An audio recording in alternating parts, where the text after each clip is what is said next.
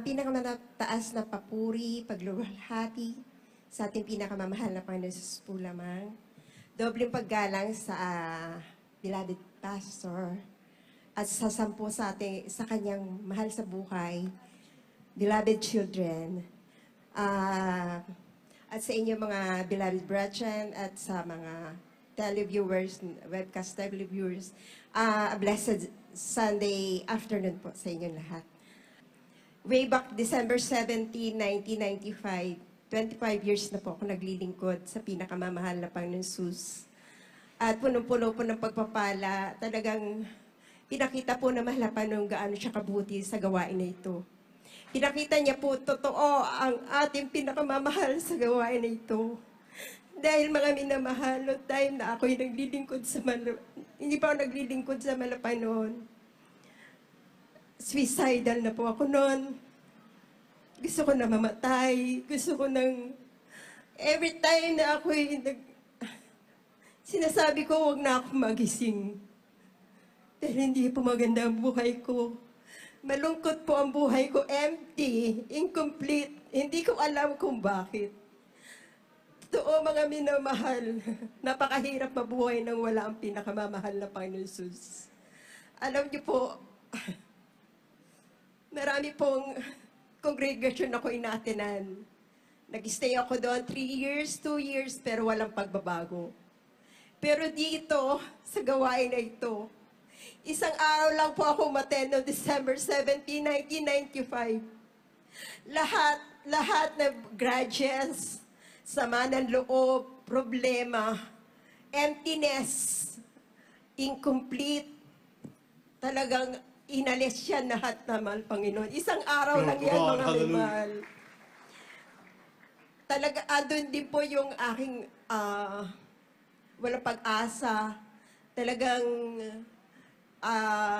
depressed ako noong time na yan. Dahil, although andyan ang aking family, mahal ko ang aking pamilya, pero hindi sila nagkukumplete ng buhay ko. Ang hinahanap ko pala ang pinakamamahal na Panginoon Jesus.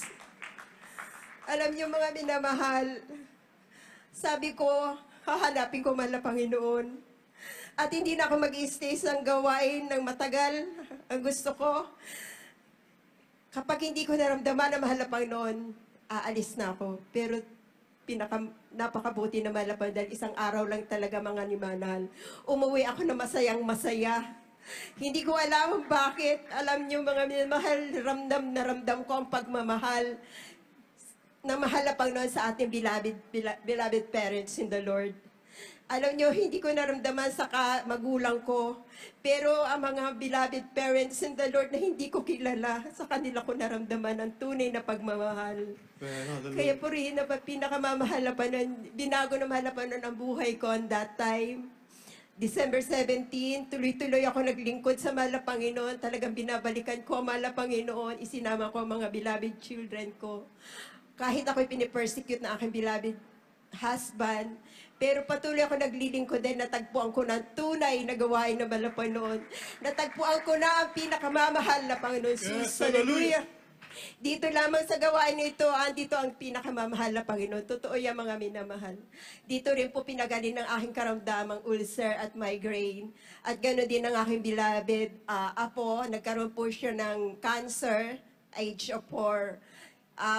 Dahil natakot ang beloved sister-in-law ko, pina-check up po siya at siya ay ano po siya na may cancer na po schedule for operation.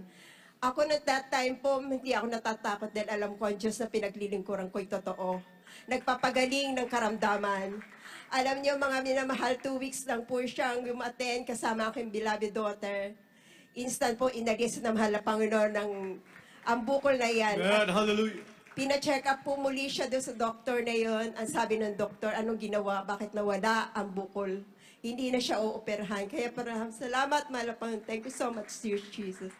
At sa itong pandemic po natin, mga minamahal, although sa mga hindi naglilingkod sa mahal na Panginoon,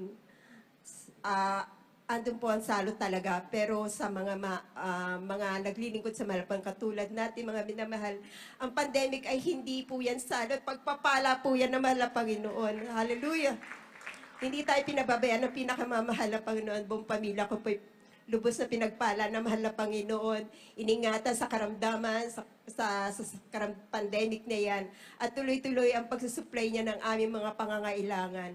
At hinihiling ko rin, alam niyo mga mahal, ang mahal na Panginoon kapag may heart desire kay pagkakaloob niya talaga yan.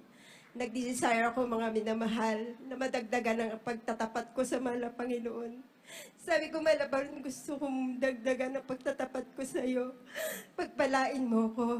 Salamat, mahal na Panginoon, dahil pinagkaloban niya ako ng bagong negosyo. Siksik-likli, gumapa ang pagpapala ng negosyo na yan. Partner kami na mahal na Panginoon, 50-50 kami. Kaya maraming salamat, mahal na Panginoon, sa pag-iingat mo sa buong pamilya ko, sa pagpapala, sa lahat-lahat ng kabutihan mo. Kaya mataas na papuri, pasalamat at kalwalhatian ay taging sa mahal na Panginoon po lamang. Hallelujah.